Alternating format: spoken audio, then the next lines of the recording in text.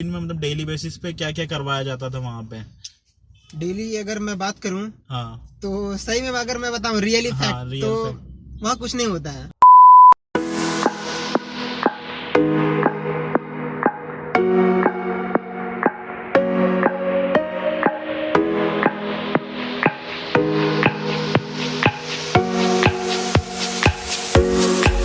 A few moments later. नमस्कार दोस्तों, आपका बहुत बहुत स्वागत है युद्ध तक में। आप सोच रहे होंगे आज कार में भैया ऐसा क्यों? कार में इसलिए क्योंकि हम अप्रेंटिसशिप की वीडियो बनाने वाले थे और वीडियो हम बीएचएल के सामने ही शूट करने वाले थे। ये देख सकते हैं आप, बीएचएल है, ठीक है।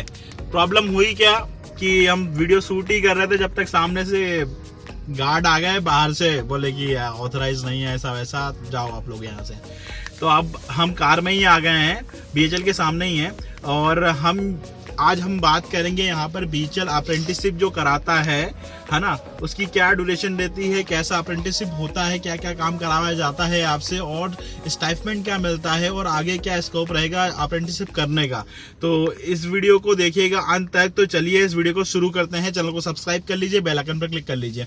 हमारे साथ हाथ में ही है प्रभाकर जी, जिन्होंने 2019 में डिप्लोमा करने के बाद यहाँ से अप्रेंटिसशिप करी है बीएचएल से।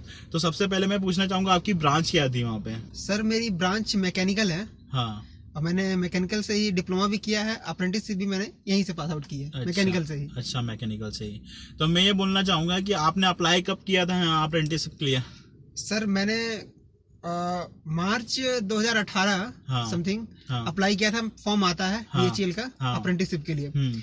तो जब फॉर्म आता है तो ग्रेजुएट अप्रेंटिस ट्रेनिंग और डिप्लोमा अप्रेंटिस ट्रेनिंग दोनों का एक साथ में आता है। हाँ, हाँ, फॉर्म आईटीआई वालों का क्या है अलग आता है, लेकिन डिप्लोमा और ग्रेजुएशन वालों का एक साथ आता है फॉर्म। अच्छा, उसमें वैकेंसी रहती है, हाँ, 60-70 वैकेंसी रहती है, 10-15 मैकेनिकल वालों के लिए रहती है, ऐसी डिवाइड रहती है, सिविल इलेक्ट्रॉनिक्स हाँ। और सबके लिए रहती है। तो सिलेक्शन कैसे होता है अप्रेंटिसशिप के लिए बीएचएल में? जैसे अगर अपन देखें, मार्क्स के हिसाब से होता है, परसेंटेज के हिसाब से, या फिर एग्जाम होता है?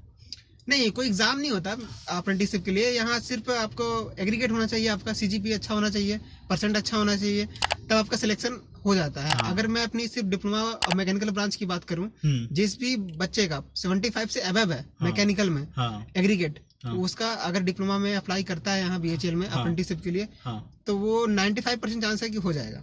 95% चांसेस हो जाएगा। हो जाएगा। दोस्तों हम बात करते हैं यहाँ पे कि ग्रेजुएशन वाले भी अप्लाई कर सकते हैं क्या अप्रेंटिसशिप के लिए? बिल्कुल, वो जो फॉर्म आता है ना, वो ग्रेजुएशन और डिप्लोमा दोनों के लिए ही आता है। हाँ, अगर ग्रेजुएशन वालों का भी अगर 80% है या 80 से अबव है ना, हाँ। उनका भी हो जाएगा सिलेक्शन अगर फॉर्म भरते हैं। और डिप्लोमा वालों का 75 अबव हो जाएगा।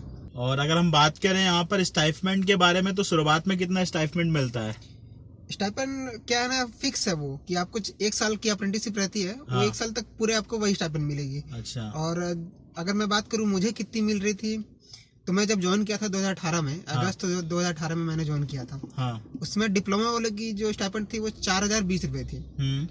2018 की बात कर रहा हूँ मैं। हाँ, और ग्रेजुएशन वालों की जो थी वो 6020 रुपए थी। अच्छा, ठीक। और अभी 2019 में जब निकला मैं, हाँ। इसके बाद भी हमारी इतनी ही थी, 4020 हाँ। और 6020। लेकिन मेरे निकलने के बाद 5-6 महीने के अंदर ही हाँ, स्टाइपेंड बढ़ गई, वो 8020 रुपए हो गई। 8020 रुपए इनकी और 10,000 समथिंग ग्रेजुएशन वालों की हो गई है। अच्छा, जो अभी निकली थी भाई, उसमें अभी हाँ। अप्रेंटिसशिप के लिए निकली थी। अब हाँ। जो आप ग्रेजुएशन करना अप्रेंटिसशिप करना चाहते हैं, हाँ, ग्रेजुएशन या डिप्लोमा से, उनकी सैलरी 8,000 और 10,000 है। हाँ, मैं वही बोलने वाला हूँ, क्योंकि मैं लोग पूछते तो मैं लोगों को क्वेश्चन लेके ही आता हूँ सामने कि यार क्वेश्चन ये ना हो, है ना।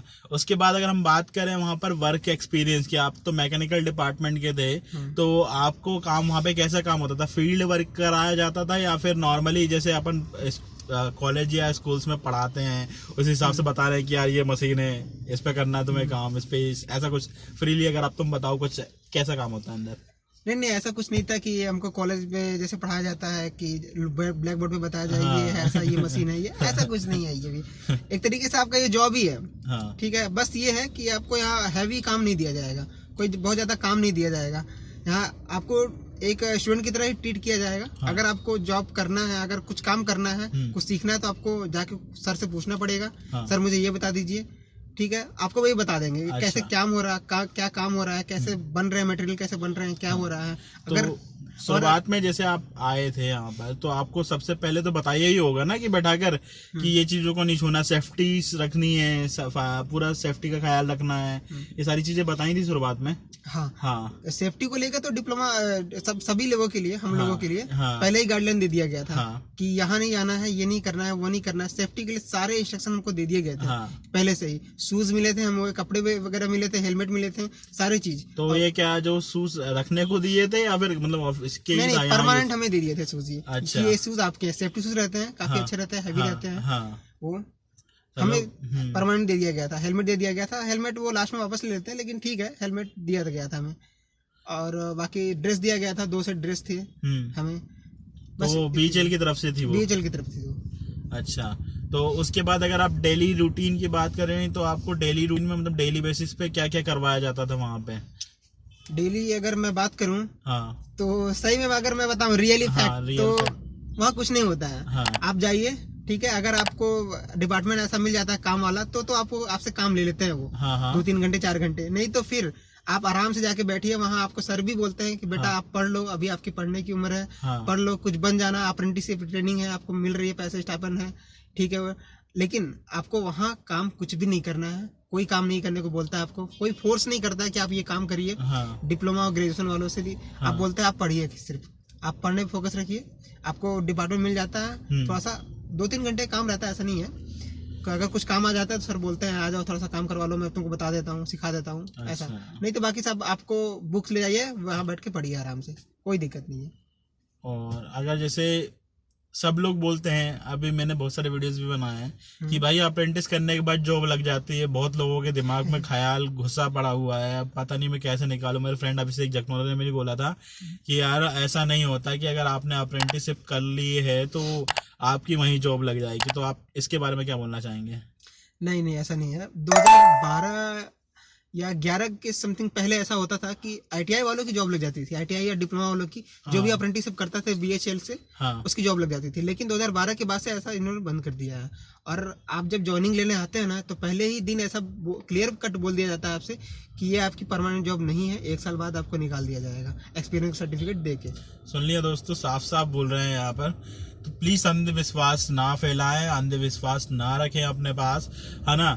और अगर आप सोच रहे हैं अप्रेंटिस सब करने का तो कर सकते हैं। देख जैसा अन्य बोला है ना, तो आपके पास एक्सपीरियंस हो जाता है, कंपनी का माहौल मिल जाता है, अंदर क्या काम होता है, फिर आप अप्लाई करते रहिए बीएचएल में, कोई दिक्कत की बात नहीं है। तो इस वीडियो को मैं यही खत्म करता हूँ। वीडियो ज्यादा लंबी तो नहीं हुई है क्योंकि यूजफुल इन्फॉर्मेशन आपको इसमें मिलेगी, है ना। चैनल को सब्सक्राइब जरूर कर लीजिएगा और कमेंट जरूर करिएगा इससे रिलेटेड अगर आपको कोई जानकारी पूछनी हो, क्योंकि ये भाई अपने यूपी साइड से हैं दादा, और यहाँ पे पढ़ने आए थे, है ना। तो अब ये जा रहे थे तो फिर हमें मिले, ये हमारे फ्रेंड के रिलेटिव हैं, तो हमने सारी चीजें बात करी और फिर इस वीडियो को ट्राई किया शूट करने का। अगर अच्छा लगा हो तो आपको जरूर लाइक करिएगा।